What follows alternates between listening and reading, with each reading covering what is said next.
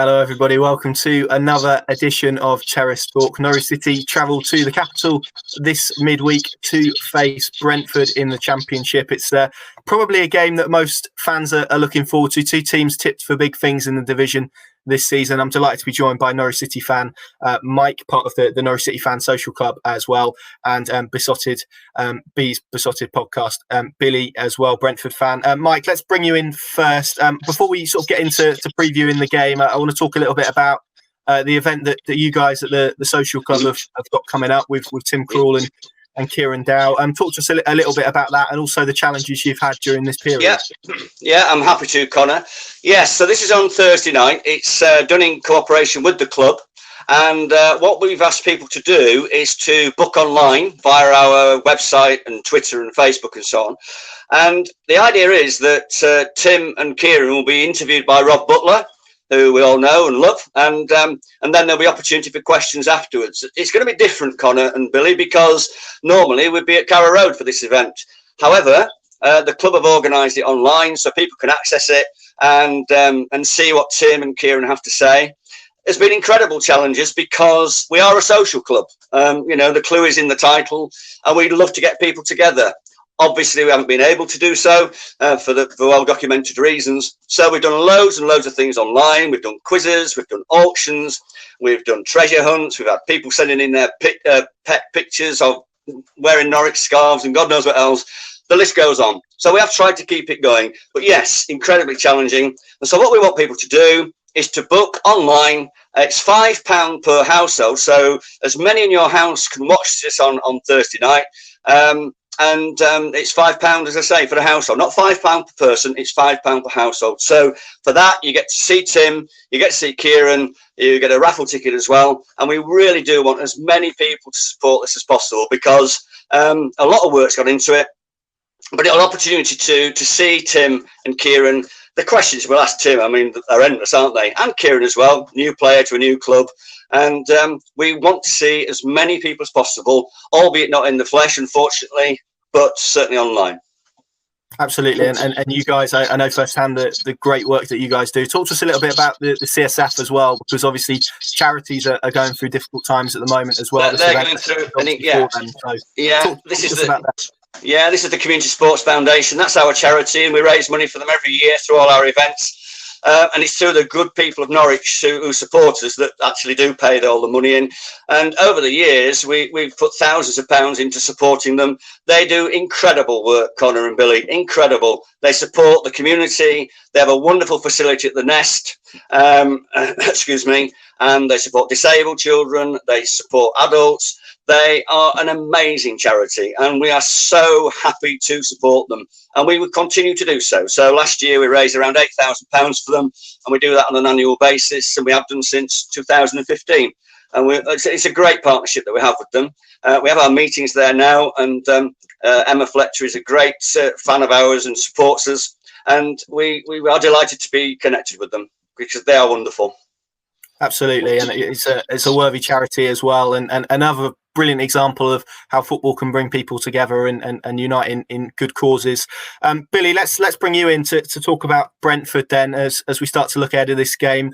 What's your start of the season been like? Because it seems like Norwich, perhaps the majority of your pre-season and an early part of the season has probably been dominated by transfer speculation. I say sort of. I mean, I say the majority of our pre-season was actually taken up playing the playoffs because we started a lot late. We finished a lot later than everybody else. So while everyone had their feet up on the beach, we were still grinding away, trying to get ourselves to the dreaded Premier League as it goes. And it didn't quite work out too well for us. So in the end, we had a few weeks break. Feels like a few minutes break, and then we ended up starting to play again. Now the thing about I lost to Fulham, and that's very hard to say as a Brentford fan as well. It's like you guys losing to Ipswich. It's like, ugh. But it's one of those things that happen. We've taken it. We're moved on. But the probably the slightly more gutting thing about it was that we knew that if we didn't go up, Ollie Watkins was going to leave. Great player, great ambassador for the club, lovely bloke, great goal scorer. And we had to sell him. Okay, we got a lot of money for him, 33 million pounds, which is a lot of money for a championship player to move.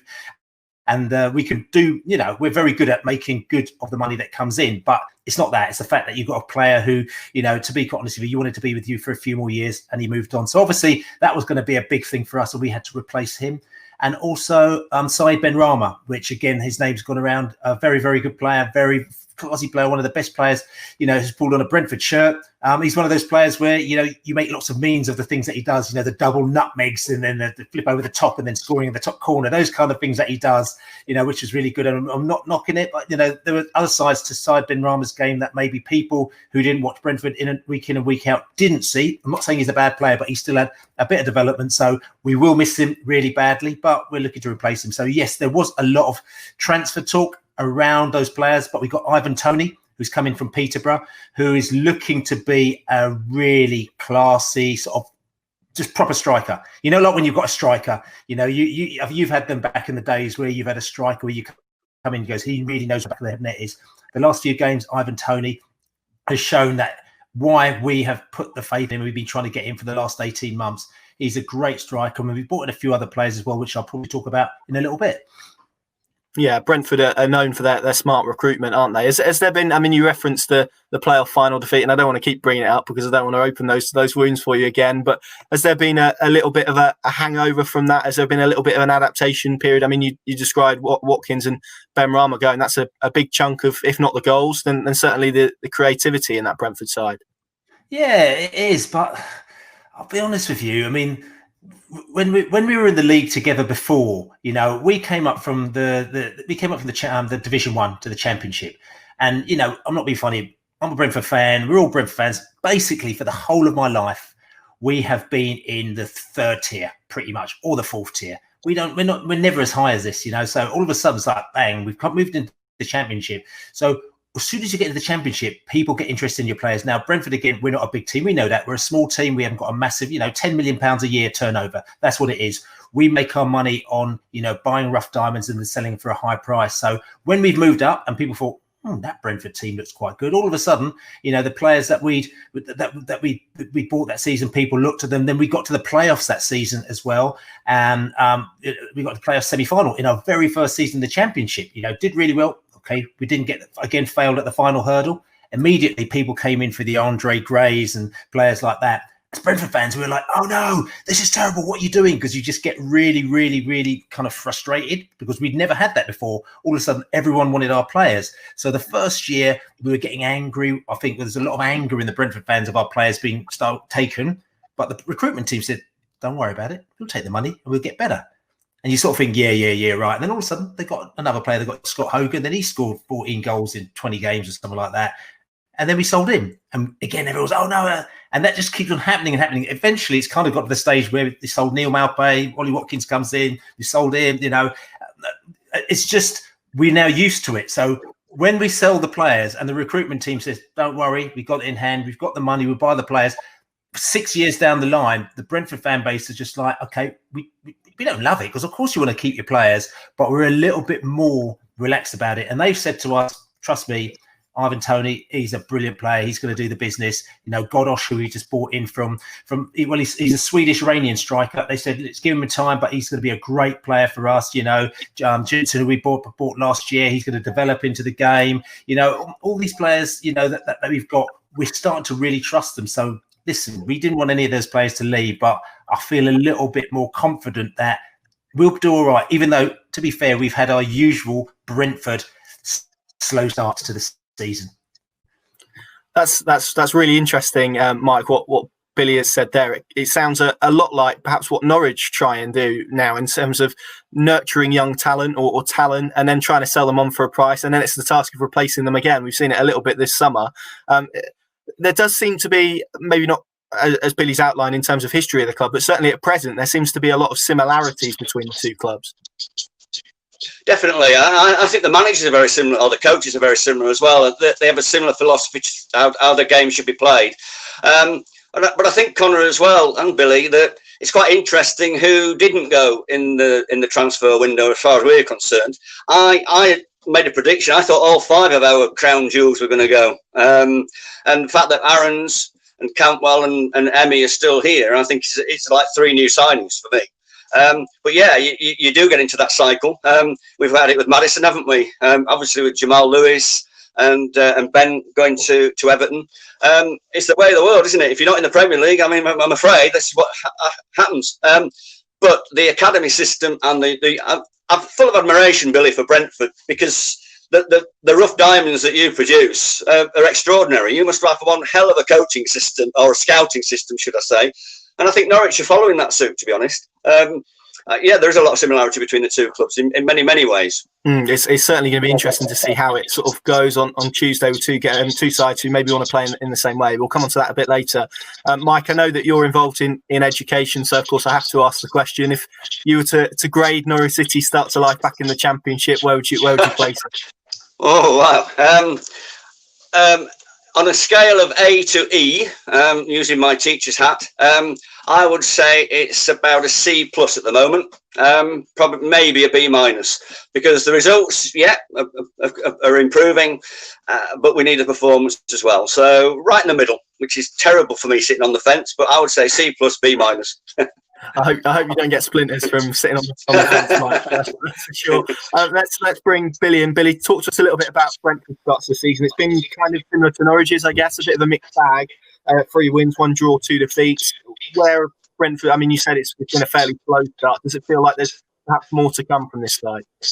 Yeah, I mean, again, if you know Brentford, I mean, it's really funny because we've become sort of like the statisticians and the pundits sort of darlings recently, which is really weird for Brentford because we were like always like the outsider. We were like the tin pot team that no one liked, but also because of the style of football that we play and the fact that we keep on buying these players that no one's ever heard of, then they become really good. All of a sudden, they all start to love us, like, you know, which is good, but also it's quite bad because all of a sudden it's like we're not below the radar anymore. Like, you know, we like to remain below the radar. So all of a sudden, the last couple of seasons, people are actually starting to tip us for promotion and stuff, which never used to happen. Like, you know, so we started to get a little bit worried because all of a sudden you've got you've got the bar's been raised and you've got to actually perform to what people's expectations are. So what's happened is that last season, people tipped us, said we think Brentford are going to be right in there. This season, again, I think we were favourites for promotion, which is really worrying. And then when we have the start that we have, everyone goes, oh, Brentford, oh, they're always that team, aren't they? Oh, you always put your money on them and they never quite deliver what they meant to. The thing you have to know about Brentford is our season doesn't start till the transfer window's over. And the reason why is that because everyone's always snapping at the heels of our players around about that time. So we can never settle. And as we say, we've always got sort of 1 or 2 really decent players that somebody will want. And last season, we managed to keep hold of Ollie Watkins and Ben Rama for an extra season than I ever thought they would do, because I think Brentford turned around to them and said, look, we're going to go for this season. We want you to be part of it. Come on, let's go with this together. So they decided to stay for 1 extra season, which meant that we kind of went into the window. We tried to buy some players at the end. We tried to buy an extra striker. In fact, we tried to buy Godosh, who we bought now. That went a bit horribly wrong for reasons which I won't go into now. His previous management team were a little bit... question marks on that one. So that didn't quite happen. That fell down literally at the last minute. And also we tried to apply Niall Taylor from Charlton at the very, very last minute as well. We put in a few bids for that. I think we went into about 4 mil. Charlton turned it down, which was quite strange, seeing as he had 1 year left on his contract. And I don't think we wanted to go any higher than that. So that didn't come in. So we actually finished that window with no players or no striker that come in. And that's why Ollie Watkins flipped from being a winger to a striker. So that kind of upset us for a few months. And we were actually 18th place after 12 games, 11 or 12 games, I think it was, with like 10 points or 11 points. We just started really slowly. But after that, we just went bang, we kicked off. This season is again, we've started slowly, probably not as slowly as last season. And again, a lot of it is down to the fact that you bring these new players in. They've got to learn the patterns of play, how Brentford play, how it all fits in. They need to get used to it. I mean, like people like Ivan Toney got used to the Championship. First couple of games, he missed a couple of proper open goals. They were like, you know, they were just, I mean, I could have scored them myself and I've got 2 left feet, you know. So, and everyone was like going, oh, God, you know, is this right? But the coaching staff, don't worry about him. He's a great player. At least he got the opportunity. Eventually, you know, a few games later, he scored a brace in 3 games in a row and another goal. So he's up there, I think, top scorer in the league, I think he is, or in and around there. So we have to give these players a little bit of time just to grow into the Brentford team. So as fans, we started to know that, as fans, again, it's a little bit frustrating. So, we played Preston North End and we were 2-0 up at half time, and I have got no idea what they were drinking in the dressing rooms at half time. But when they came out, and they must have been drunk on something, because how they let in 4 goals in that second half, honestly, every Brentford fan is still confused about that one. Against Stoke City again, we win another couple of games and we go to Stoke City, and then we're 3-0 down at half time again. Our formation was all over the place. To be fair, Thomas Frank, he made a mistake. He made a mistake with the formation. He was worried Pontus Jankins was out. He tried to flip it around, went 3 at the back, stroke 5 at the back, with wing backs all over the place, and it just wasn't working. 3-0 down, then they flipped it up, and then we came back to 3-2. So I think with this Saturday, Tuesday, Saturday, Wednesday, Saturday, Tuesday, trying to rotate players and all this kind of stuff, you're going to get some funky business going on in this league. So yes, we've started slowly, but we'll be all right. We'll stay in the lane, I think, and we'll see how it goes as we come into the new year. Yeah, I think there's certainly a bet to be had that there's going to be a championship game that ends up as 5-5 or 6-6 or something crazy like that, isn't there? Is the positive from that game on Saturday against Stoke, you referenced it there, probably that, okay, you got beat and you said there the mistakes that were made in the first half, but the second half performance and how you did come back into the game to a point where maybe you should have nicked a point at the end? We should have nicked a point. Yeah, we could have nicked a point, I think, is more to the point, as that the fact is that if you score 2 goals, and you're in a bit of a momentum, maybe if you had an extra 5 or 10 minutes because you got that momentum going, you might have scored another goal. But to be fair, we fluffed it so badly in the first half. I don't think any Brentford fan is going, actually, we should have got a point out of that game, because we were so all over the place in the first half. It was just, again, it's one of those ones which you have to strike off. The one thing that was interesting from a Brentford fan's point of view is, we've got a player, we've got a striker called Marcus Force, who came out of our B team. B team is the setup that we made after closing down our academy, because all the big wigs, all the Man Uniteds and the Man Cities kept on nicking all our decent players from our academy whenever they kind of got to the age of actually kind of moving into signing professional contracts. And we just thought, well, what's the point of this? So we shut down our academy, started this B team, which meant that, everyone had to sign a professional contract from 17 years old. We plucked players from all over Europe, all over the UK, from academies who were just basically discarded players, or just players that just people didn't want from there. And we just developed them up. And it's worked really well for us. We've had a number of players who've made first team debuts and done very well, including Chris Mepham, who obviously he sold him for 15 million to Bournemouth after playing about 30 games in our first team coming out of our B team. So it works very well for us. Now, Marcus Force is a player who is really highly rated coming out of our B team.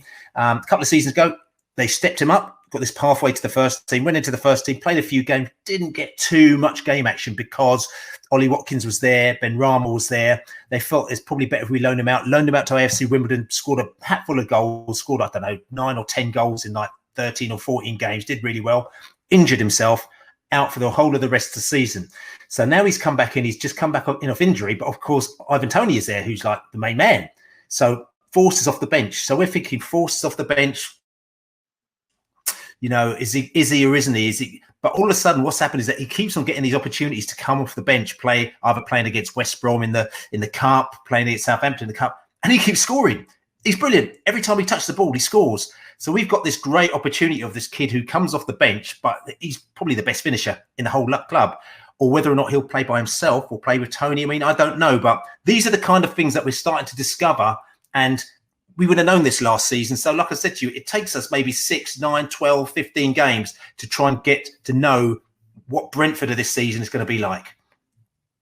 That's really interesting. I think about Norwich's start, which Mike also hasn't necessarily been the best, but it's been considerably better than the one they made 2 years ago when they won the title. That Wycombe game, we were talking about it a bit off camera. It was probably another case of result, but not necessarily performance for Norwich, because for an hour of that game, they were probably second best, it's fair to say, against Wycombe. Yeah, absolutely. The first 10 minutes we were brilliant. We blew them away. And then a big mistake at the back from 3 very experienced players, Gibson, Krul and Hanley. And then you could see the confidence draining Connor and Billy, which is so disappointing. But the real plus is they kept in the game. They came on stronger in the second half, and towards the end, I think Wickham tired, to be honest, because we had so much possession. And then we got the result through. It's interesting what Billy said about his lad coming off the bench, because we've got one, haven't we? Mario Vrancic has rescued us in the last 2 games. And there's a massive debate here, isn't there, about whether he should start or whether he should come off the bench like the Brentford lad. I don't know, is my honest answer to you. A week ago, I said he had to be in the team. And then he comes on and does that wonderful free kick. It's a tough one for Daniel Farke, I have to say, because we've seen him in the past start and he hasn't been as effective. But when the game's open, like it was in the second half against Wickham, he's fantastic because he's got vision, he looks forward, and he tries to unlock defences. So, but yeah, the performance was not very good, but the result was excellent in the end. So we got there. Yeah, it's an interesting one with Vrancic, isn't it? Because I think Daniel Farke's argument is he probably doesn't have the physicality or necessarily the mobility to start from the off, where Norwich probably do need to be a bit more competitive within games. But as he's shown in the last 2 games, he clearly has the quality in individual moments when maybe defences are tiring to unlock teams. So do you gamble and try and play him from the off and then lose that from the bench, or do you continue with the way things are going? It's an incredibly difficult one, but I guess a nice headache to have, considering. Yeah, well, that's why Daniel gets paid the big bucks, isn't it? He makes those decisions. So, but yeah, it's a tough one. I like Mario. I always have done, as you well know, Connor. I think he's got amazing quality, and I think the opposition will think we're easy to play against when he's not playing, to be honest, because he has got that ability to unlock defences, do something different. One thing that really did please me, Connor, on Saturday was Emi Buendia, because he had a really tough first half, didn't he? Wickham got into him. He was getting frustrated. Things weren't working for him, although he set up the goal for Pukki. But the second half, he didn't hide, did he? He got the game by the scruff of the neck, and he drove us forward. And I was really pleased with him second half. And I think he showed a lot. Really encouraging. We've spoken about performances there. How decisive a week is this with Brentford and Bristol City coming up? And of course, we'll preview the Bristol City one later in the week with a Bristol City fan and another Norwich fan. But in terms of this block of 2 games, it feels quite pivotal, because they say it's around 10 games, isn't it, where you sort of see the table beginning to take a little bit of shape. That's right. These are 2 teams who harbour genuine ambitions of top 6 finishes. Yeah, without a doubt. I think we will know by Saturday afternoon where we're going to be this season, I think, because Brentford, Billy, I tipped Brentford to go up. I'm one of those who've tipped Brentford to go up. Sorry. and Bristol City again, it's always a tough game against them. I'm quite confident, though, I have to say, because I'm hoping that these 9 points that we've got this week will give him the confidence and the belief to take on what is tougher opposition, without a doubt. We won't have 78 possession against these lads, without a doubt. But it'll be interesting to see where we are Saturday afternoon, without a doubt. Billy, how are you feeling ahead of this one? Because it's a game against another team, and you say many people have tipped Brentford. Many people have also tipped Norwich to be up there, sort of competing for promotion in the Championship this season. How will Brentford view this game? How big of a game is it for your guys' season? At an early stage, it's really difficult to tell, I guess. Listen, they're all big games, but the thing is, I don't know if the players are like me. I'm all over the place. I'm confused. I open my eyes and there's another football match. It's like literally you sleep, you eat, you drink football, and it's just so much. They must walk on that pitch thinking, who are we playing today? Oh, it's Norwich. Oh, okay, all right. Literally. So I'm going to be honest with you. I have got no idea. I've got no idea about this game, what it's going to be like, how it's going to be, because what's gone on so far with us, we win 1 minute and then we let in 4 goals the next minute, then we got 5 at the back the next minute, then we got 2 up front. Literally, I've got no idea. And in a way, it's a little bit frustrating, but in a way, it's quite nice, because the fact is that you've got so little time for preparation. You literally just wake up, you go to sleep for a couple of days, and you wake up again, then you just walk into another game with no preparation, and then something happens and you either win or lose or draw. So this sounds really bad, because it sounds like I'm copping out of actually giving you an answer. What is interesting, listening to Mike talk about, how Norwich are going to do over the season. As Brentford fans, if people may or may not know about how we find our players, but, our owner actually, basically, he owns this massive stats company, and that's how he made his money. He made his money basically in the sports betting world and in stats. He's very, very, very clever, person. He's got an office full of PhD people who basically they just crunch stats the whole time, and then he's incorporated that into the football club. And as a result of that, what they do is that they utilize the research to find players from all over the world, all over Europe, who are undervalued players, and we bring them in, and that's how we get them for the relatively cheap amounts of money, because they see things in these players that other people don't do from all the stats that they do, and they bring them in. And okay, they're not the finished quality, the finished article at all when they come, but they believe if they bring them into our coaching team within a year or two, they can actually get them up to speed. So that's, kind of, how it works for us. And that's how we've, like I said to you, you've got your Neil Maupay's and your Ollie Watkinses and your Yotters and your, all the players that we bought in recently. One of the players that we bought in recently is a guy called Norgard, who luckily for Norwich, he's not going to be playing. He's a brilliant central defensive midfielder, and he just kind of just runs the game for us. And unfortunately, he got injured a few weeks ago, and he's going to be out for quite a few weeks. So we're having to sort of dibble around, trying to work around how we're going to work with Norgard. But again, he was found straight out of the stats system. He played in Denmark, went over to Fiorentina. Fiorentina didn't know how to play him, didn't know how to use him. So he basically sort of sat on their bench, I think, for a year or two. And then we brought him over, knowing what he was all about, and we brought him in. He's a brilliant player. But the reason why I say that is that also, as Brentford fans, I co-run Besotted, which is a blog and a podcast, and we've got a podcast on prideofwest.london, so check that out. And we do a weekly podcast, or we do about 3 a week actually, podcasts, and we've got a little section in it called Spreadsheet Winker, and I notice I say Winker, so because it's a PG. It was a name that was given to us, obviously not Winker, but the other version by the Nottingham Forest fans, because all our fans kept on quoting stats to them when we were playing them, because according to the stats table, we were first or second in the table, and Nottingham Forest were about 14th or 16th in the stats table, but really they were about 4th. And we were just saying, well, in the stats table, but Brentford fans were saying, oh, if you're 14th in the stats table, it means that you're going to eventually fall away at some time at the end of the season. So the Nottingham Forest fans were they were really unhappy with the Bees fans. So they called us stats spreadsheet winkers, as it was, So Nottingham Forest did fall away in the end, which means that, you've got to argue who was right, who was wrong, but that's not the point. But anyway, we've created a little section within our podcast called the Spreadsheet Winker. We've actually got this statistician that comes on every week and gives the stats from the previous game, which is quite good. And he talks about XG and everything like that. So we're quite versed up in all the sort of stats ideas. We throw it into the pot. Listen, if you don't like it, it doesn't really matter. But for me, if it's there, use it, and it kind of informs your opinion a little bit. Now, interestingly, in the stats world, the 4 teams who are top, and forget the league position, are Watford, Bournemouth, Norwich, and Brentford.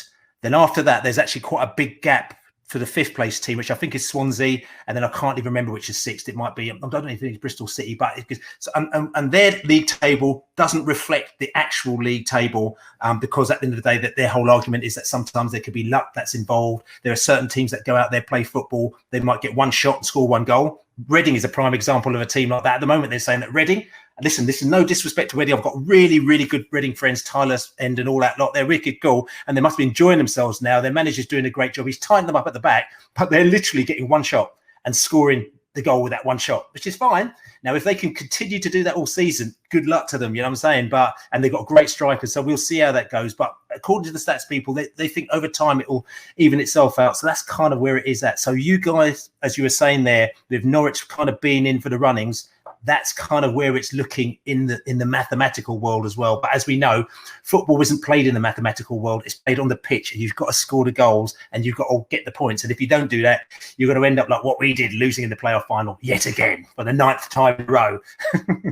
well, let's hope we're talking in May, and it's Norwich and Brentford automatically promoted, and then we don't have to worry about the palaver of the playoffs. I'm going to ask you a slightly different question now in terms of maybe how to beat Brentford. So if you were Daniel Farker this weekend or this Tuesday night, and you're setting up a Norwich team to go to Brentford to try and get a result, what areas would you look to exploit and maybe try and capitalise on? Well, if you wanted to beat us, the thing that I would say is that if you wanted to beat us, put all your players on the pitch, then when the referee blows the whistle, let them all just fall on the floor, and let Ivan Toney just run all the way through them and kick a goal at the empty goal. That is the way to beat us, honestly. But no, being serious. No, I was being serious. How's the way to beat Brentford? Oh God, this is a difficult one, because we I've got no idea who they're going to play on Saturday. We're fast. The thing is that we're quite similar as we play. We like to play football, so it's kind of like who's going to be out passing each other. Are we going to be both out passing each other? Who's going to be more incisive? We flip our game up a little bit now, where we have a tendency that we actually can go long as well now, and we like to go long, whereas beforehand we'd be pass. So I quite like the fact that we can actually change up our game.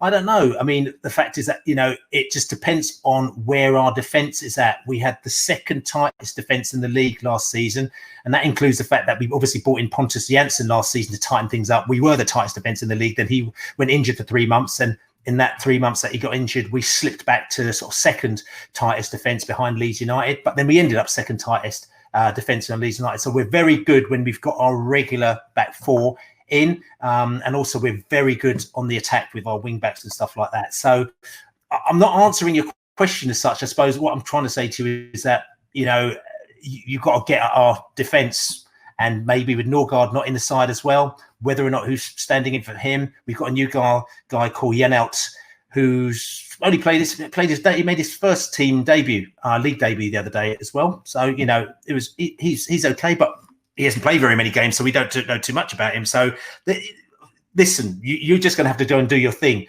And if you do your thing and you unlock us, then that's just the way it goes. But there's no set way at the moment now, because it's just, this season's just this lockdown thing is just too mad for me. You can see my eyes are just going, look, the reality of it is just like, I don't even know what world I'm in at the moment. You and me both, mate. Don't worry. Mike, Billy touched upon something there, which is quite pertinent, that Brentford now have the ability to go long. I'd probably use the word variation, which is something that I think Norwich have sort of found with Jordan Hugill. I mean, others as well, in terms of perhaps more conventional wingers. It feels like now if they do face a team who probably are going to attack them a bit more in Brentford, then they have the options to maybe set up to be a bit more counter-attacking. No, I agree. And, Hugill didn't have his best game on Saturday, Connor. I think he'll be the first to admit that. But he is a good option for us. Billy Hugill is the guy we got from West Ham.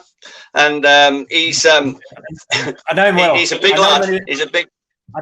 I know him when he was at P&E. Yeah. And he's another... And Pukki's been playing more as a number 10. So I think that's worked pretty well. One of the criticisms we've always had of Daniel is that he's never ever changed the side into the way it approaches and the game, and now he's doing that, and I think we'll be better for it. I'm not saying we're going to play long all the time, but I think tomorrow is going to be about which defence can dominate. To be honest, because Billy as well as I do that we can be vulnerable at the back, and Tony's a good lad. I remember seeing him at Peterborough and Scunny before that when he was on loan.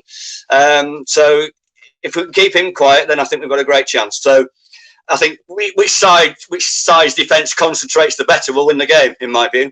Because I don't know about your defence, but it sounds similar to ours, that they just switch off at times. And, that'll be the key to the game tomorrow, I think. There's an interesting statistic for Norwich, which is kind of going under the radar a little bit, which is obviously played 7 games, conceded 6, which is quite rare for Norwich, because they usually, they've only scored 8, but to average sort of less than 1 goal a game is pretty good going compared to where they were, say, last season, for example. Yeah, that's true. But if you that's great. But if you look at the goals we do concede, I can't think of a goal which the opposition has outworked us, basically. And you put your hands up and say, well, that was a cracking goal. That's what I'm trying to say, Connor, is that, we've got to concentrate all the time, particularly against these lads. Otherwise, they'll get 2 or 3. And that's the point I'm making. That we do have a tendency to switch off, don't we? And that's what worries me a little bit. But yeah, the stats are a good one compared to last year, certainly. Yeah. It's a fair point. I mean, you look at Rotherham. The last 2 goals Norwich conceded essentially against Rotherham and Wickham, 2 sort of self-inflicted errors. Really, exactly. That's the point I'm making. Yeah. Mike, let's come to you first. Then let's round off by getting your sort of view on how you think the game's going to go, and of course that dreaded score prediction that Norwich fans have been quite negative on here this season. Actually, no. I'll be interested to hear how you go. First of all, I'm looking forward to the game because I'm not trying to patronise Billy, but I do like Brentford as a club. I have a lot of admiration for them. The way they're set up, as I've said to you before on this podcast, I think it'd be a tremendous game. I think it'd be the best game of the season so far for us, definitely. And I'm going for a 2-1 to Norwich. Good. I think that's probably the most optimistic prediction we've had from a Norwich fan, Mike, this season. So I'm pleased with that. We've had a lot of draws, a lot of people sitting on the fence. So good that you've put the next there. Yeah. Billy, let's come to you. How do you see this game going from a Brentford perspective, and are you confident you guys can get a result against Norwich? Okay, well, there's actually a bit of a just remember this. Actually, there's a little really strange link between Norwich and Brentford and Norwich players and myself that I just remembered. About 4 years ago, it must have been now. It must have been 4 years ago. I took my son over in half term. In fact, this very same weekend, it was exactly same weekend. I flew over to Denmark to just take it, as you do with my son. I know this is like really weird. People think, where's he going here? Flew over to Denmark with my son just go and hang out for a week. He was like, he was young at the time, sort of 11 or 12 at the time. We just go cycling around Copenhagen and just do bits and pieces. And I managed to also, because the Brentford owner, Matthew Benham, also owns a Danish club called FC Midtjylland. As you know, they played Man United in the Champions League. They played quite a few clubs. When he bought them, they were pretty much bankrupt, and then within a couple of years, he got them to Champions League, won the league. They've won the league 3 times, I think, in Denmark now, doing really well. Anyway, they were playing Brøndby in Copenhagen when I went there. So all of a sudden I sort of rang up and I said, look, could you sort us out tickets? So they said, yeah. So anyway, the Michelin people sorted us out tickets. I've turned up. They give my son a scarf, a half and half scarf, which is, it's really bad, but he's only young, so it's okay. So Michelin, Brentford, half and half scarf. And I sat down and watched a game with them, cheering. Absolutely freezing cold it was. Anyway, I've gone away, come back. I've got the I pulled up the program the other day and I looked at it. And when I looked at the program, I thought, who do you think their striker was? Who do you think their striker was? Pookie. Pookie. Yeah. Pookie. Yeah. Pookie was their striker. I was like, cool, blimey. Who do you think Brøndby's manager was? Thomas Frank, I'm guessing. Yeah. Thomas Frank it was as well. Yes. I had no idea about Pookie and Thomas Frank. And there's me as a Brentford fan with the Michelin fans going there as well. And Thomas Frank's team won. I know they scored 2 goals. I don't know if it's 2-0 or 2-1. So I'm going to have to go with 2-1 to the Thomas Frank team, even though he had Pookie in the side. That's my sort of kind of really weird little mix-up. You've pulled that round really well. I loved it. Thank you very much, Billy. Guys, thank you so much for joining me. It's been an absolute pleasure to chat to you. Fingers crossed that, Mike, you're right, and this is one of the best games of the Championship this season. It certainly has all the potential to be. Cheers, Billy. Of course, Pinkin.com is the place to go for all your latest news and views. Of course, check these guys out as well. We'll put links down below to the Norwich City Fans Social Club event, and also if you would, Tom, that'd be great. It's the 29th, don't forget. It's Thursday night. You can book before then. Okay. There you go. Last reminder from Mike. Thank you very much. Cheers, guys. Cheers, Fingers Cheers, Billy. for another good, positive Norwich City display, and we'll see you soon.